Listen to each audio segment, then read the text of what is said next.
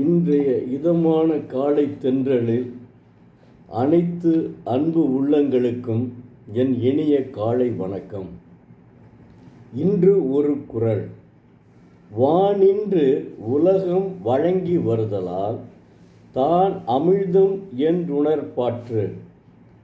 தெய்வப்புலவர் திருவள்ளுவர் மழை இடைவிடாமல் பெய்வதால் உலகிலுள்ள உயிர்கள் நிலை பெற்று வருகின்றன. ஆதலால் அம்மழையே அமிழ்தம் என்று அறியப்படும் தன்மையுடையதாகும் என்கிறார். அதாவது தெய்வப்புலவர் திருவள்ளுவர்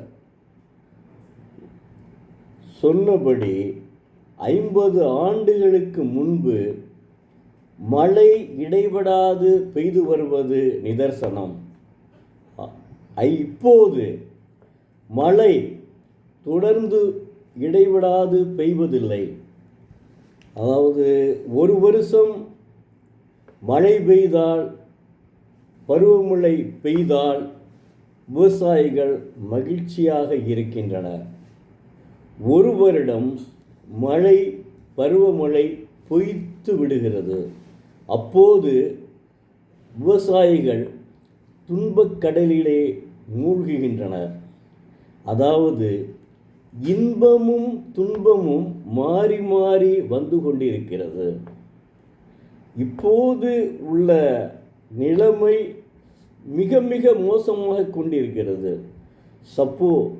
ஒருவேளை மழை தவறி பருவமழை தவறி பெய்துவிட்டால் மழை தவறி பருவமழை தவறி பெய்துவிட்டால் அந்த புயல் சீற்றம் வருகிறது. அதனால் வாழைகள் எல்லாம் சாய்ந்து விடுகின்றன. அதனால் இப்போது விவசாயிகள் தாங்கோனா துயரில் ஆளாகின்றனர்.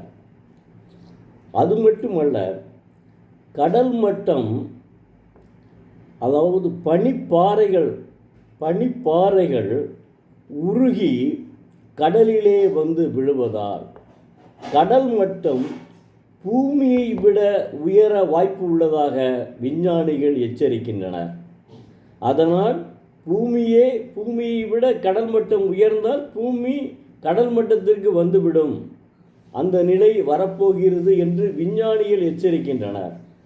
தெய்வப்புலவர் சொன்னபடி 50 ஆண்டுகளுக்கு முன்பு நடந்தது என்பது நிதர்சனம். அதில் மாற்றம் ஒன்றுமே இல்லை.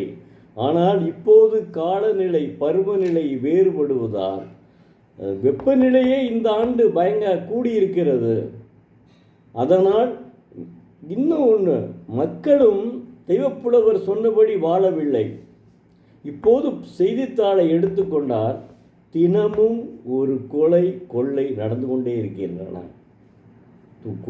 கொள்ளை, அதாவது அவர் என்ன சொன்னாருன்னா, ஏற்கனவே குறளில் சொல்லியிருக்கார், கல் உண்ணாமை என்னும் அதிகாரத்தில். இப்போ என்னென்னா, பள்ளிக்கூடங்களில் 3 நாட்களுக்கு முன்பாடு செய்தித்தாளில் படித்தேன், இந்து தமிழ் திசையில். பள்ளிக்கூடங்களில் மாணவர்களே சில போதைப் பொருட்களை கொண்டு வருவதாக சொல்லுகிறார்கள். அந்த அளவுக்கு நாடு மோசமாக போய்கொண்டிருக்கிறது. அதனால் தெய்வப்புலவர்களுடைய